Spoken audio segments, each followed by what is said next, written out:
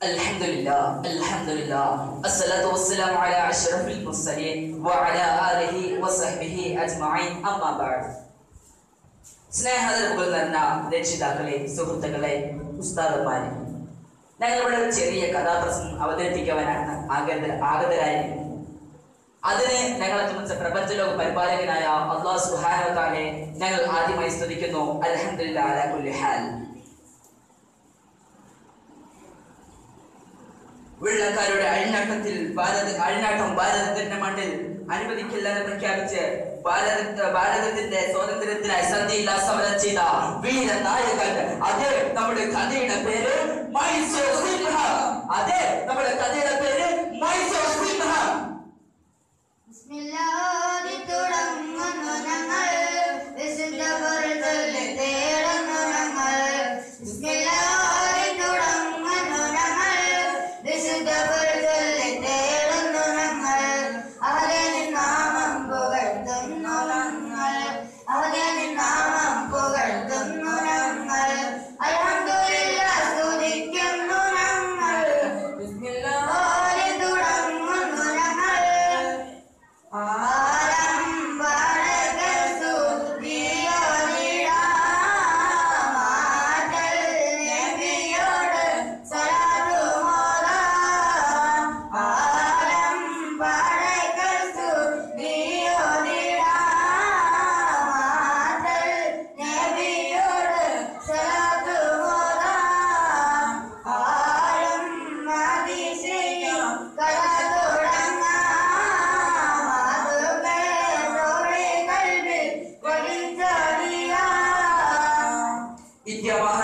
സ്വാതന്ത്ര്യത്തിന് മുമ്പ് വിവിധ രാജാക്കന്മാരുടെ കയ്യിലായിരുന്നു. വിദേശ രാജ്യങ്ങളുടെയും വിവിധ രാജാക്കന്മാരുടെ കീഴിലായിരുന്നു ഇന്ത്യ മഹാരാജ്യം. വൈദേശികർക്കെതിരെ പോരാടിയ വീരചരിത്രമാണ് നമ്മുടേത്. പോർച്ചുഗീസുകാർ നമുക്ക് നേരെ വന്നപ്പോൾ അവരെ തുരത്തി ഓടിച്ചു. അതിനുശേഷം ഈ ഇന്ത്യ മഹാരാജ്യത്തെ വന്ന ക്രൂരനാണ് ബ്രിട്ടീഷുകാർ. ഇന്ത്യ മഹാരാജ്യത്തിന് കറുത്ത ചരിത്രം എഴുതിയ, ഇന്ത്യ മഹാരാജ്യത്തിന് കറുത്ത നിറം നൽകിയ ക്രൂരനാണ് ബ്രിട്ടീഷുകാർ. അവർക്കെതിരെ പോരാടിയ വീരദേശ സ്നേഹികളിൽ ഒന്നാമനാണ് നമ്മുടെ വീര കഥാനായകൻ ടിപ്പു സുൽത്താൻ. അത് നമ്മുടെ കഥാനായകൻ ടിപ്പു സുൽത്താൻ. അമ്പൻ സുവർഗത്തിൽ മുമ്പേ നടന്നവർ, വമ്പരം ബ്രിട്ടീഷിൻ വമ്പ് തകർത്തവർ. ടിപ്പു സുൽത്താൻ എന്ന പേര് പിറവിയാൽ മൈസൂർ സിംഹം എന്ന നാമം മശഹൂറായി. അമ്പൻ സുവർഗത്തിൽ മുമ്പേ നടന്നവർ, വമ്പരം ബ്രിട്ടീഷിൻ വമ്പ് തകർത്തവർ. ടിപ്പു സുൽത്താൻ എന്ന പേര് പിറവിയാൽ മൈസൂർ സിംഹം എന്ന നാമം മശഹൂറായി.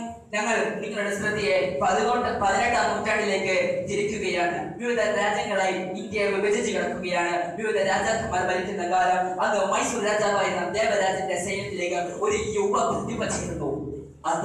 അതായത് ആ യുവ പ്രതിഭയുടെ പേരെന്നത് ഹൈദർ. അതാണ് ആ യുവ പ്രതിഭയുടെ പേര്.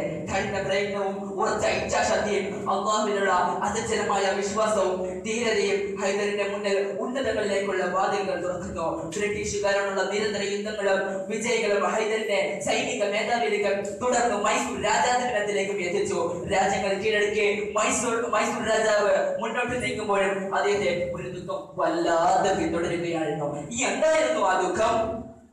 മടിയിൽ കിടത്താനും താലോലം പാടാനും മന്ദാര പൂമുഖത്തുമ്മ കൊടുക്കാൻ. മടിയിൽ കിടത്താനും താലോലം പാടാനും മന്ദാര പൂമുഖത്തുമ്മ കൊടുക്കാൻ. കൊതിയേറെ കൽവിൽ നിറയുന്നു എന്നാൽ കുഞ്ഞേക്കാൾ കാണാതെ സങ്കടം കാണോളം. മടിയിൽ കിടത്താനും താലോലം പാടാനും മന്ദാര പൂമുഖത്തുമ്മ കൊടുക്കാൻ. അതെ, തന്റെ ശേഷം താൻ കീഴടക്കിയ രാജ്യം ഭരിക്കാൻ, തന്നെ പിതൃതുല്യം സ്നേഹിച്ച പ്രജകളെ സംരക്ഷിക്കാൻ കൊത്തുവലിക്കാൻ കാത്തിരിക്കുന്ന തനിക്ക് ശേഷം ആരുണ്ട് ആ ഈസ്റ്റ് ഖണ്ഡഭാരതത്തിൽ താൻ എന്ന വ്യാപനാതിയായിരുന്നു. ഹൈദറിന്റെ മനസ്സിൽ സർവരക്ഷിതാവായ തമ്പുരാനോട് ഹൈദർ അലിയെ മനമൊരുക്കി പ്രാർത്ഥിച്ചു. നിരന്തരം പല നേർച്ചകളും നേർന്നു. ഒടുവിൽ 1725 അന്തരിച്ച പ്രശസ്ത സൂഫി വര്യനായ മസ്താൻ ഔലിയയുടെ ടിപ്പു മസ്താൻ ഔലിയയുടെ ആർക്കാട്ടിലെ ജലത്തിൽ അവരെത്തി. ടിപ്പു മസ്താൻ ഔലിയയെ തവസ്സിലാക്കി അവർ അള്ളാഹുവിനോട് പ്രാർത്ഥിച്ചു. അങ്ങനെ അള്ളാഹു സുബ്ഹാനഹു വ തആല അവരുടെ പ്രാർത്ഥന കേട്ടു.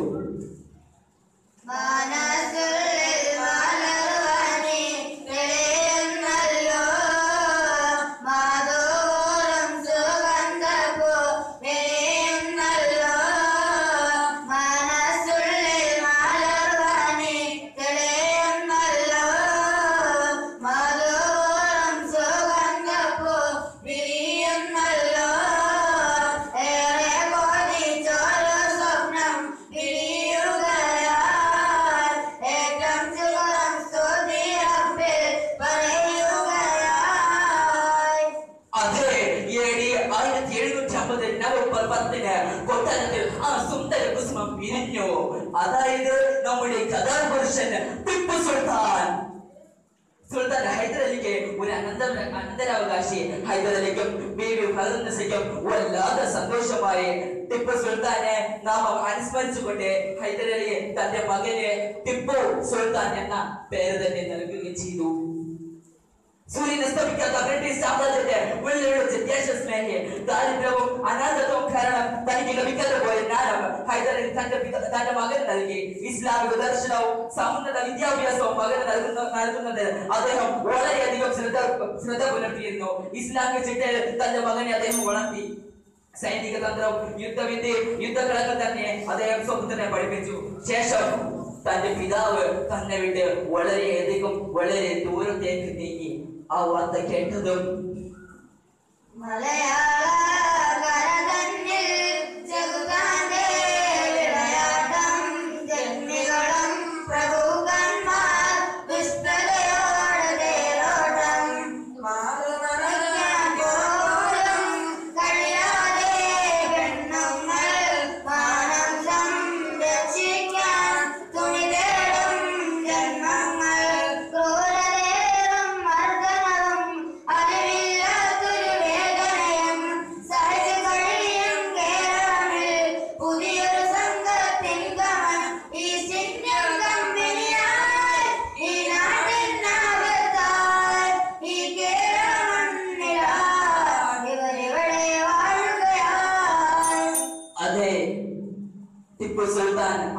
ടിപ്പു സുൽത്താൻ ഈ നാട്ടിൽ നിന്നും നമ്മോട് വിട പറഞ്ഞു. ഈസ്റ്റ് ഇന്ത്യൻ കടികന്മാരുടെ വാളിനൊരു ഇരയായി അദ്ദേഹം നമ്മോട് വിട പറഞ്ഞു.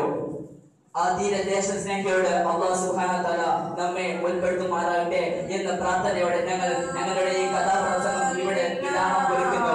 അൽഹംദുലില്ലാഹി റബ്ബിൽ ആലമീൻ. അസ്സലാമു അലൈക്കും വറഹ്മത്തുള്ളാഹി തആല വബറകാതുഹു. വഅലൈക്കും വറഹ്മത്തുള്ളാഹി തആല വബറകാതുഹു. അൽഹംദുലില്ലാഹ് സ്വലാത്തു വസ്സലാമു അലാ അഷ്റഫി റസൂലില്ലാഹി വഅലാ ആലിഹി വസഹ്ബിഹി അജ്മഈൻ. അമ്മാ ബഅദ്. പ്രിയമുള്ള സുഹൃത്തുക്കളെ, നമ്മൾ നിങ്ങൾക്ക് മുമ്പിൽ എത്തിയിരിക്കുന്നത് മഹാനായ പ്രവാചകൻ സല്ലല്ലാഹു അലൈഹി വസല്ലം തങ്ങളുടെ സ്നേഹം പിടിച്ചടക്കിയ മഹാനായ സയ്യിദുൽ ഹാരിസ റളിയല്ലാഹു അൻഹു ചരിത്രവുമായിട്ടാണ്. കഥയുടെ പേര് രണ്ടാമത്തിലെ പടക്കുതിര. അതെ, രണ്ടാമത്തിലെ പടക്കുതിര. അൽഹംദുലില്ലാഹി തുടങ്ങാം ഞാൻ തമ്പുരാനേ, ലോകം അജബിനാലെ തീർത്തവനാം പാതിരല്ലാഹ്. അൽഹംദുലില്ലാഹി തുടങ്ങാം ഞാൻ തമ്പുരാനേ, ലോകം അജബിനാലെ തീർത്തവനാം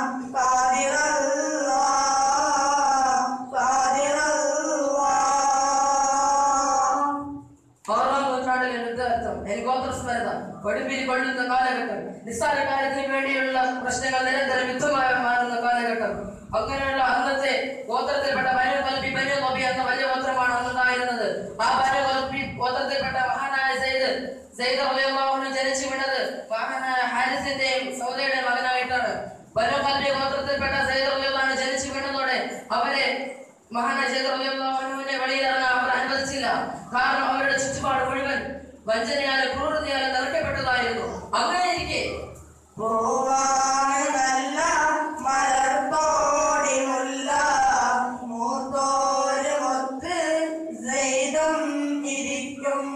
പതിവായി കളിക്കും നേരം ഇരുട്ടും സംഘം അണിയായി എത്തുമ സമയം കൽബ് ഒബിയ ഗോത്ര തമ്മിൽ അടിപിടിയായി കൊള്ളകൊലകൾ ചെയ്യും നേരം കണ്ടിടലായി നേരം എല്ലാരും ആരംഗം കാണുന്നു അതുപോലെ എല്ലാരും ഇങ്ങോട്ട് നോക്കുന്നു നേരം എല്ലാരും ആരംഗം കാണുന്നു അതുപോലെ എല്ലാരും നിരനോട്ടം നോക്കുന്നു.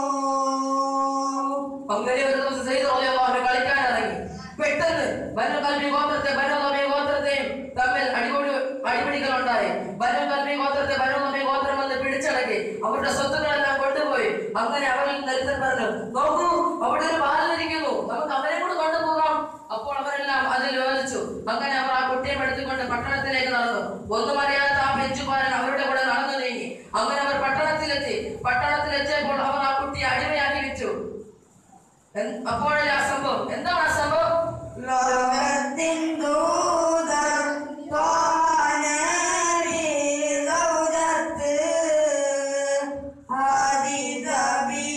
നൽകും മുത്ത് നബിക്കൊരു സമ്പത്ത് സൗഭാഗ്യ ചെയ്ത് എത്തി ഭാഗ്യം നബിക്കൊത്ത് സന്തോഷമേറി പോറ്റി നബിയുമാറത്ത്.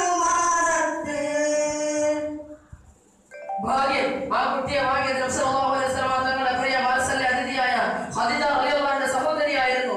ഖദീജ റളിയല്ലാഹു അൻഹയുടെ സഹോദരി ആ കുട്ടിയെ വാങ്ങിച്ചപ്പോൾ തന്നെ മഹദിയ ഖദീജ റളിയല്ലാഹു അൻഹയുടെ അടുക്കലേക്ക് ആ സ്ത്രീ ഓടി വന്നിട്ട് പറഞ്ഞു, ഖദീജ, നിന്റെ കല്യാണത്തിനാണ് നിനക്ക് സമ്മാനം നൽകിയില്ലല്ലോ, ഇതാണ് എന്റെ സമ്മാനം, എന്നാ പിടിച്ചോ.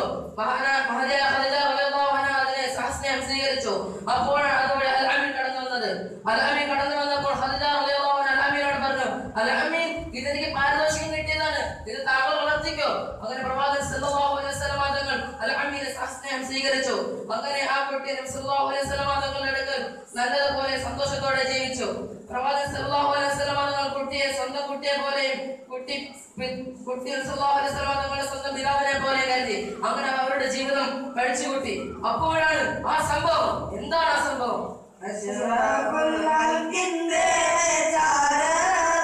വന്നല്ലോ അൽ-അമീനായോരിൽ കുട്ടിയെ കണ്ടല്ലോ ആചാരഭൂമോനെ നൽകാനായോതുന്നേ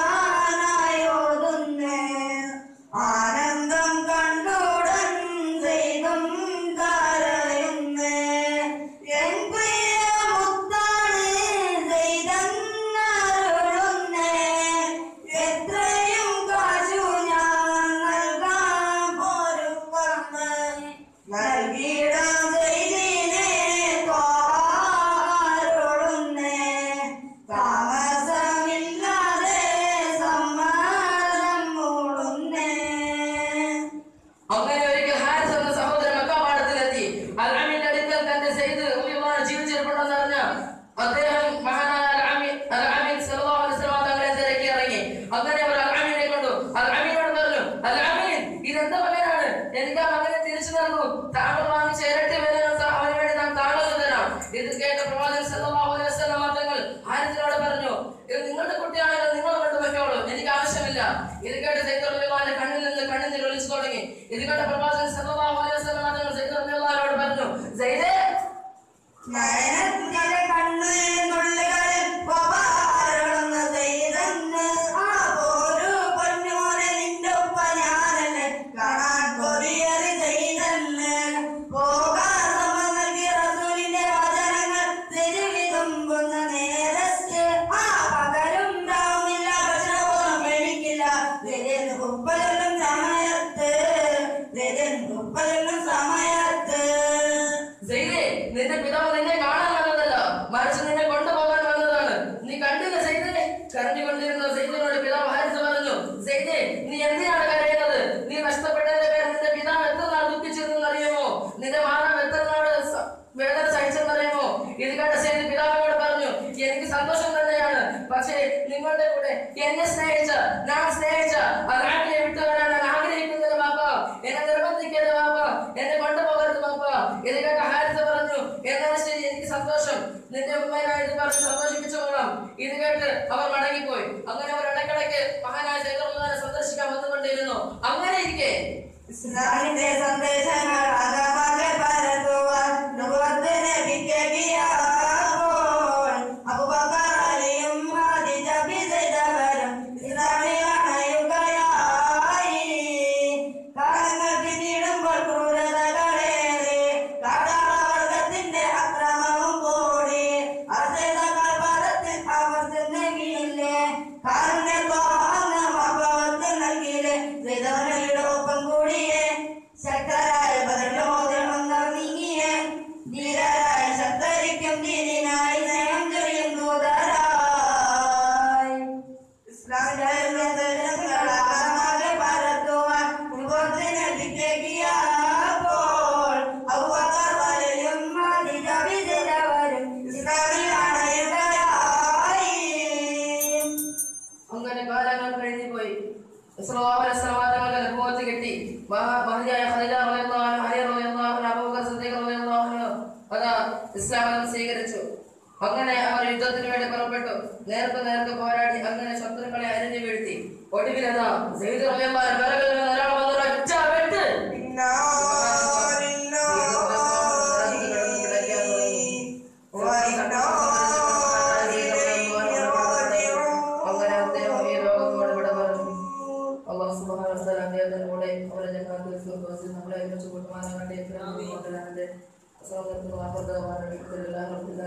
Assalamualaikum warahmatullahi wabarakatuh. Alhamdulillah, salatu wassalamu ala asyrafil mursalin wa ala alihi wa sahbihi ajma'in, amma ba'd. ബഹുമാനപ്പെട്ട ഉസ്താദുമാരെ, രക്ഷിതാക്കളെ, സ്നേഹം നിറഞ്ഞ വിദ്യാർത്ഥി സുഹൃത്തുക്കളെ, ഈ അസുലഭ മുഹൂർത്തത്തിൽ ചരിത്രത്തിന്റെ ചെപ്പിൽ നിന്നും ത്യാഗത്തിന്റെ ഒരേടി നിങ്ങൾക്ക് മുമ്പാകെ സമർപ്പിക്കാൻ ഞങ്ങൾ ആഗ്രഹിക്കുന്നു. അതിനായി ഞങ്ങളുടെ ഒരു ചെറിയ കഥാപ്രസംഗം തയ്യാറാക്കിയിട്ടുണ്ട്. ഞങ്ങളുടെ കഥയുടെ പേര് പടക്കളത്തിലെ പുതുമണവാളൻ. അതെ, പടക്കളത്തിലെ പുതുമണവാളൻ. വിശ്വാസി ഹൃദയങ്ങളിൽ സമർപ്പണത്തിന്റെ സ്പന്ദനം തീർത്ത വീരകഥ. അസ്സലാമു അലൈക്കും, ഞങ്ങൾ തുടങ്ങിയിടുന്നേ. അഹദോനിൽ സലവാത്തും മൊഴിഞ്ഞിടുന്നേ. അനുഗ്രഹം നിറഞ്ഞുള്ള മിലാദിൻ ദിനം, ആശയിൽ വന്നണി ചേരും സന്തോഷ ദിനം. മദീനയിലെ പ്രവാചക സദസ്സ്. സഹാബാക്കൾക്ക് പ്രവാചകൻ സല്ലല്ലാഹു അലൈഹി വസല്ലമ തങ്ങൾ ദർസ് എടുത്തുകൊണ്ടിരിക്കുകയാണ്. സഹാബാക്കൾ അത് സാമൂഹ്യം കേട്ടുകൊണ്ടിരിക്കുന്നു. പൂമ്പാറ്റ ഭൂമിയിൽ നിന്നും എപ്രകാരമാണ് വന്നു വരുന്നത്, അത്രമാത്രം ശ്രദ്ധയോടെ സഹാബാക്കൾ ആ സദസ്സിലിരിക്കുന്നു. എന്തു നല്ല സദസ്! പെട്ടെന്നതാ ആ സദസ്സിലെ ആ മൂലയിൽ നിന്നും ഒരു കരച്ചിൽ കേൾക്കുന്നു. എന്താണത്? പ്രവാചകൻ സല്ലല്ലാഹു അലൈഹി വസല്ലമ തങ്ങൾ അന്വേഷിച്ചു. ആരാണത്? അത് മറ്റാരുമല്ല, നമ്മളുടെ കഥാപാത്രം സഅദ് റളിയല്ലാഹു അൻഹു. അതെ, സഅദ് റളിയല്ലാഹു അൻഹു. സഅദ് റളിയല്ലാഹു അൻഹുവിനെ നബി സല്ലല്ലാഹു അലൈഹി വസല്ലമ തങ്ങൾ അരികിലേക്ക് വിളിച്ചു. കരയാനുള്ള കാരണം അന്വേഷിച്ചു. ഇടറുന്ന ശബ്ദത്തോടെ സഅദ് റളിയല്ലാഹു അൻഹു പറഞ്ഞു തുടങ്ങി.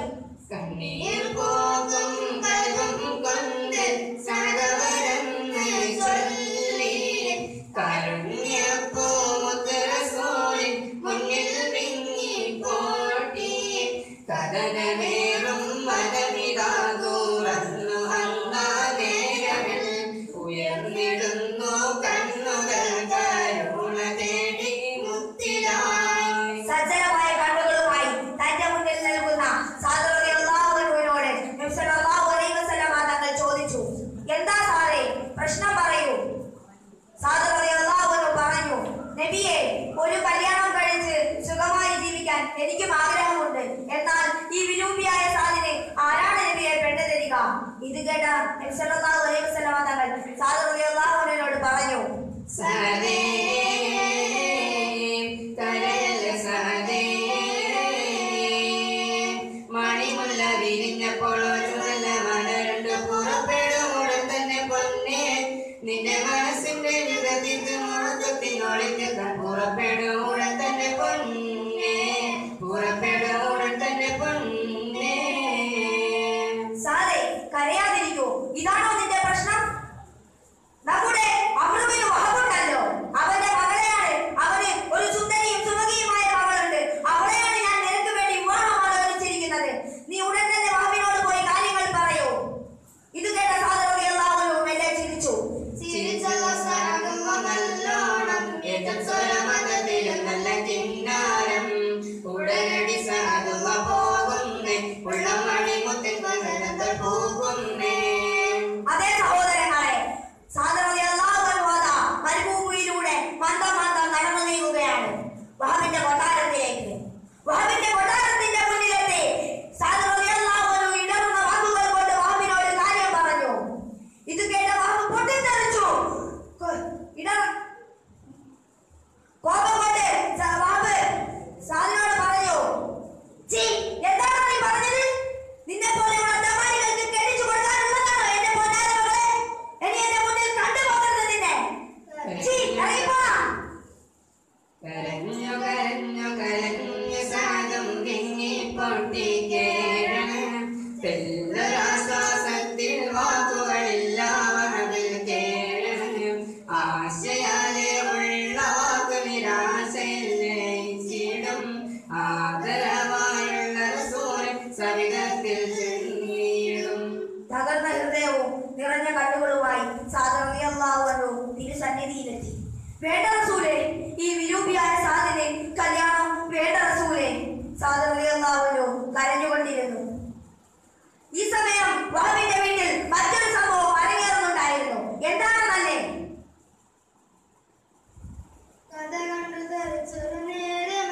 മകൾ വന്നത് ചൊല്ലിയ സമയമതിൽ മനമാറുകയായി മഴ പെയ്യുകയായി മംഗല്യമാറുകയായി എന്തോരാഘാതം എന്തോരാനന്ദം സാധുവമെല്ലെ ശിക്ഷിക്കുകയായി. അതെ, സാദ് റളിയല്ലാഹു അൻഹു വീട്ടിൽ വരുന്നതും തന്റെ പിതാവ് അദ്ദേഹത്തെ ആട്ടി പുറത്താക്കുന്നതും വഹബിന്റെ മകൾ കാണുന്നുണ്ടായിരുന്നു. അവൾ ഉപ്പയോട് വന്ന് പറഞ്ഞു, ഉപ്പ, താങ്കൾ എന്താണ് കാണിച്ചത്? അല്ലാഹുവിന്റെ റസൂൽ അയച്ച സാദ് റളിയല്ലാഹു അൻഹുവിനെ ആട്ടി പുറത്താക്കിയോ? എനിക്ക് പുതിയ പുറയായി സാദ് റളിയല്ലാഹു അൻഹുവിനെ അല്ലാതെ ഒരാളെയും വേണ്ട. ഇത് കേട്ട വഹബ് താൻ ചെയ്ത കൊടിയ പാപത്തെ പോലും ഓർക്കാതെ ആ നിമിഷം തന്നെ തന്റെ കുതിരപ്പുറത്ത് കയറി റസൂലിന്റെ സന്നിധിയിലേക്ക് കുതിച്ചു പാഞ്ഞു. അവിടെ എത്തി വഹബ് ചോദിച്ചു, വിവാഹത്തിന് സമ്മതമാണെന്ന് അറിയിച്ചു. അങ്ങനെ ഉസ്മാൻ റളിയല്ലാഹു അൻഹു സാദ് റളിയല്ലാഹു അൻഹു മഹർ വാങ്ങാനുള്ള പണം നൽകി. അങ്ങനെ സാധനം വാങ്ങിക്കൊണ്ടിരിക്കുന്നതിനിടയിൽ സാദ് റളിയല്ലാഹു അൻഹു ആ ശബ്ദം കേട്ടു. എന്താണ് ആ ശബ്ദം? ശത്രുക്കൾ നബിയുടെ എതിർത്തിടാനായി ശക്തമായി ദൗർണ്യ കൊതിച്ചിടുന്നേ, സത്യത്തിനോട് യോജിക്കെടുത്തുവാനായി ശത്രുക്കൾ അണിയണിടുന്നേ, ശത്രുക്കൾ നബിയുടെ എതിർത്തിടാനായി ശക്തമായി ദൗർണ്യ കൊതിച്ചിടുന്നേ, സത്യത്തിനോട് യോജിക്കെടുത്തുവാനായി ശത്രുക്കൾ അണിയണിടുന്നേ. അതെ, യുദ്ധത്തിനുള്ള മുന്നറിയിപ്പ്. അല്ലാഹുവിന്റെ ദീനിനെ നശിപ്പിക്കാനായി ശത്രുക്കൾ വരുന്നു. ഇത് കേട്ട താമസം സാദ് റളിയല്ലാഹു അൻഹു കല്യാണത്തിനുള്ള പണം കൊണ്ട് ഒരു വാൾ, ഒരു മുഖംമൂടി, ഒരു പരിച എന്നിവ വാങ്ങി. മുഖംമൂടി എന്തിനായിരുന്നു എന്നോ? നബി സല്ലല്ലാഹു അലൈഹി വസല്ലം തങ്ങൾ തന്നെ തിരിച്ചറിയാതിരിക്കാൻ. അങ്ങനെ തിരിച്ചറിയുകയാണെങ്കിൽ നബി സല്ലല്ലാഹു അലൈഹി വസല്ലം തങ്ങൾ തന്നെ തിരിച്ചയക്കും. കാരണം സാദ് റളിയല്ലാഹു അൻഹു നാടത്തെ പുതുവാരനാണ്. യുദ്ധമത കൊടുമ്പിരി കൊള്ളുകയാണ്. ഒട്ടും വൈകാതെ സാദ് റളിയല്ലാഹു അൻഹു യുദ്ധകളത്തിൽ ഷഹീദായി വീണു. യുദ്ധത്തിൽ ഷഹീദായി വീണല്ലോ, എങ്ങും സങ്കടം താളം കേട്ടി നിൽക്കുന്നു, ആഗ്രഹം